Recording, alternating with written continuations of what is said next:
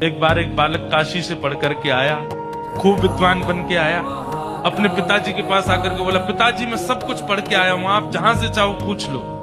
तो पिता ने यही पूछा, बताओ बाप के बाप का नाम क्या है? नहीं बता पाया। बोले ये तो नहीं पढ़ाया गुरुजी ने। बोले ढूंढ के आओ कौन है बाप के बाप। बालक ने कल पढ़ा ढूंढने के लिए, तभी 2-3 दिन निकल गए, कहीं से उत्तर नहीं मिला बाप का बाप कौन। तभी एक घर के बाहर गौ माता खड़ी थी, तुलसी का पौधा लगा था।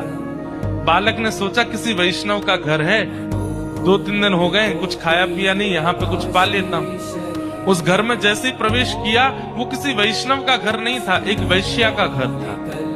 तो वैश्या ने जैसे ही बालक को देखा, ब्राह्मण बालक, त्रिपुंड लगाए, शिखा रखी है, धोती पहन करके, हाथों में वेद लगे हैं, तुरंत वैश्या आई जल का पात्र लेकर के, महाराज जलपान कीजिए।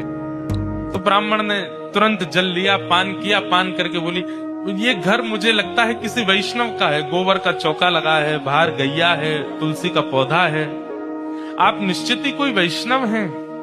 वैश्या बोली, वैष्णव का तो नहीं पता मैं हूं कि नहीं, पर मैं एक नगर वैश्या हूं। जैसे ही कहा नगर वैश्या, ब्राह्मण बालक तो तुरंत बाहर गया, वमन करने लगा, अपने पेट में हाथ लगाने लगा, पानी निकालने लगा बाहर। वैश्या बोली, क्या कर रहे हैं आप? बोले, पाप का बाप ढूंढने निकला था, वो तो मिला नहीं, तुम्हारे घर पर आके जल पी लिया, पाप और कर दिया मैंने। अरे तुम्हारे घर का पिएंगे हम, तुम्हारे हाथ का खाएंगे हम।